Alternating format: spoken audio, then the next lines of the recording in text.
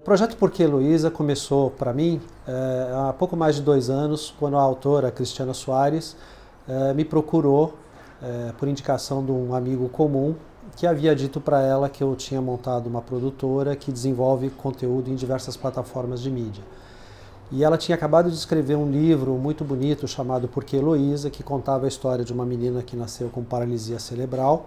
E esse livro passava de maneira bem poética os conceitos inclusivos. Ela queria ampliar essa mensagem, já tinha um roteiro de um desenho animado que seria uma adaptação do próprio livro. A gente acabou se associando nesse projeto, começou a formatar de maneira que a gente pudesse captar investidores para viabilizar a produção.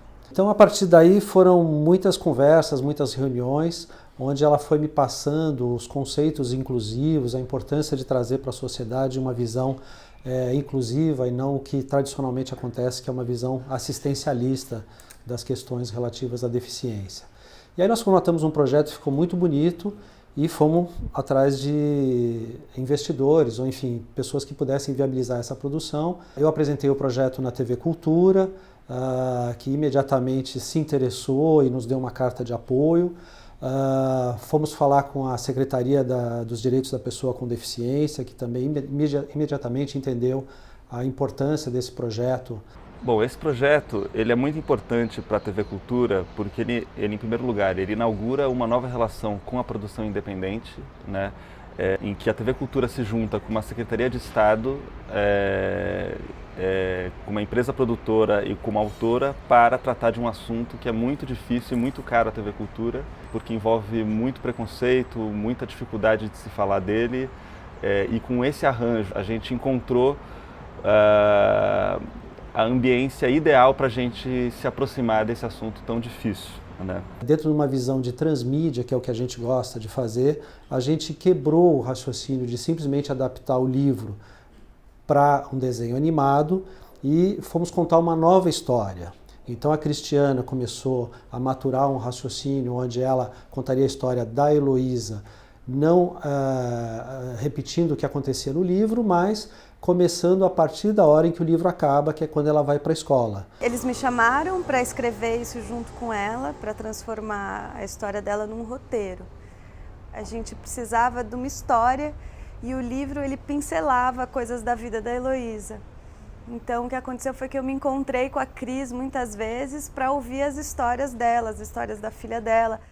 E aí a gente foi reunindo essas histórias todas, eu comecei a organizar esse material e aí que começou a surgir o roteiro. E chamamos o Ari, que é um ilustrador que trabalha conosco já há muito tempo. Eu tinha um briefing da autora, onde ela manifestou que ela não queria um estilo cartoon, ela não queria uma coisa convencional, ela estava buscando por uma coisa, por algo novo. Eu fui desenvolvendo essa personagem em vários estudos, porque é uma personagem que a gente já sabia que ela não teria muitos recursos de expressão, ela tinha umas características muito próprias de poses, e quer dizer, tudo isso foi incorporado nesse momento da criação e do desenvolvimento. A partir daí foram definidos a família da personagem, né? Mãe, pai, irmã. E aí a gente agregou uma outra profissional ao projeto, a Camila, que trouxe uma visão de direção de arte muito bonita, tanto para detalhes da personagem, de vestuário, essa coisa toda, como para o desenvolvimento dos cenários. Uma das referências que foi me passada foi o bairro da Vila Madalena, que é onde a autora mora. Então eu resolvi passear lá num domingo para ver de perto como que era a questão dos cenários, das casas, das calçadas. Eu precisava pensar na acessibilidade, uma coisa que eu nunca tinha pensado antes para nenhum projeto, que era um ponto fundamental desse. A cadeira precisava passar no cenário da sala, precisava passar na lanchonete. Sobre a questão técnica, que eu usei o 3D como base para depois pintar em 2D, que isso possibilitou a variedade de câmeras. Então eu tinha o cenário da rua modelada, a gente podia escolher os ângulos que melhor se encaixavam para a animação e depois que a câmera fosse aprovada, eu finalizava em 2D. O Sérgio me escreveu pedindo para eu pensar numa ideia de logotipo, imaginando que o Heloísa fosse mais tortinho, mas que ainda assim fizesse sentido, porque a gente não precisa justamente que as coisas sejam todas certas, a gente pode lidar com o diferente. Bom, e desde o começo a Cristiana queria que esse projeto tivesse música. Lá atrás, quando a gente conversava sobre o projeto, ela falava do Hélio Zisquinde, que ele tinha sido muito importante na história das filhas de verdade dela. Ela não queria que o filme se transformasse numa explicação sobre um problema. Ela queria que o filme pudesse trazer assim, um convite ao contato. E eu fui vendo que um caminho bacana era a trilha piscar com o olhar da menina. Então a gente vai dando algumas pinceladas, umas perguntinhas cantadas aqui e ali, como se fosse colocar do lado de fora perguntas que estariam acontecendo na cabeça das crianças do lado de dentro. Como num baile, que as pessoas estão num mesmo salão, dançando uma música e cada um dançando do seu jeito. É um trabalho muito imantado pela teimosia, entre aspas, da Cristiana, que durante anos teve que contrariar a opinião dos outros e fazer do jeito dela até concordarem com ela. O desenho tem um pouco essa força assim de quem, vai empurrando aí, né? Então ele é combativo também, mesmo que sereno, né? Então aí a gente efetivamente arregaçou as mangas para iniciar o processo de produção e escalar um time de animadores para uma produção que dura aproximadamente 6, 7 meses, até mais complexo do que escalar uma seleção brasileira de futebol. Meu trabalho nesse projeto foi trabalhar como braço direito do produtor executivo. Então a gente procurou as pessoas, os animadores que sobretudo eram bons interpretadores de história. A gente tem uma preocupação grande de não estar trabalhando com uma equipe que só movimenta coisas, né? O meu trabalho é quase em serviço do diretor da animação, no sentido de deixar ele satisfeito, dar a ele condições de estar podendo contar essa história, né? Durante esses 4, 5 meses eu cuidei da parte de fluxograma da animação. Nós temos animadores no Rio de Janeiro, em Porto Alegre, aqui no interior de São Paulo, em Atibaia, e um aqui em São Paulo. Receber todo este material para aprovação demandava uma certa organização que a gente foi entendendo no processo como organizar isso e não perder a ordem. Se a gente estava animando rápido demais, se estava demorando um pouco mais para receber esse material. Então, por exemplo, nós utilizamos um programa na internet em que os animadores colocavam as suas animações. Eu sentava junto com o Ari, com o diretor, e ele cena a cena ia fazendo a checagem técnica. Porque Heloísa é uma produção que envolve muitos detalhes, principalmente muita burocracia. E existem, assim, muitos contratos, muitas sessões de direitos, cronograma de recebimento, de pagamento. O artista não gosta muito de burocracia, então a gente fica meio que com a parte chata da coisa. É uma produção complexa, porque é um desenho de 11 minutos que tem mais de 200 cenas, mais de 80 cenários. A equipe elencada para esse filme conta com grandes nomes da animação brasileira, animadores muito experientes que trabalham dentro dessa técnica de animação clássica. A gente optou por não usar programas como Flash, né? É uma animação mais full animation. O processo de finalização do filme é basicamente eu e o Celso compondo as cenas que os animadores mandam para cá, junto com os cenários da Camila. A gente vai colocando cada pedacinho do filme um do lado do outro, vai costurando até formar uns minutos de Heloísa. Eu fiz o storyboard, né? A gente começou a criar o storyboard e logo no começo a gente percebeu que tinha que ter uma animação especial para a Heloísa.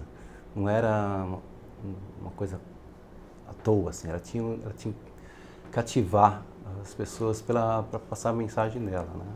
A gente teve que pensar mais no facial dela, né? Como que ela se comunica com as pessoas, qual é o gesto. e aí adaptar isso também para o estilo da animação. E foi legal porque, como eu venho do cartoon também, a minha animação é muito mais borrachuda, né? Aquela coisa de esticar, amassar bastante, eu tive que me adaptar a isso. Eu tenho uma equipe de 5 pessoas, né? Onde 2 pessoas fazem o clean-up e 3 fazem a parte de colorização. A gente teve assim, um cuidado para definir um traço para o filme que fosse um traço mais artístico, que não ficasse muito digital. Esse traço acabou ficando muito bacana com o cenário 3D. Está sendo uma loucura fazer a coordenação dessa equipe toda, maravilhosa, mas tivemos grandes percalços no meio do processo. Até que a gente conseguiu colocar a equipe no eixo. É um projeto único na minha vida, acho que é o primeiro desse tipo que eu faço e está sendo um grande orgulho mesmo. Então fizemos, eu e a autora, uma pesquisa envolvendo algumas escolas, algumas diretorias de ensino e fomos identificando aonde que a gente conseguiria retratar de uma maneira mais abrangente enfim, como está acontecendo o processo inclusivo de fato hoje no Brasil. Convidamos o Marco Delfiol, que é um documentarista excelente.